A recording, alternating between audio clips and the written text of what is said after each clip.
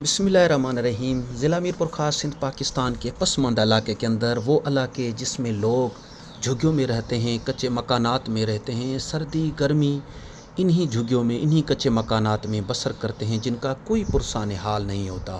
ایسے بے سہارا لوگوں کے لیے صاف شفاف پانی کی ترسیل کو یقینی بنایا گیا ہے ڈونر حضرات کے تعاون سے، تاکہ یہ لوگ تمام موذی امراض جیسے ہیپاٹائٹس معدے کے محفوظ رہ سکیں۔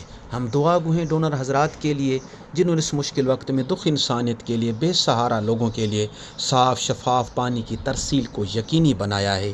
اللہ انہیں آباد و شاد فرمائے، ان کو صحت و سلامتی عطا فرمائے، ان کے روزی رزق میں برکت عنایت فرمائے، آمین۔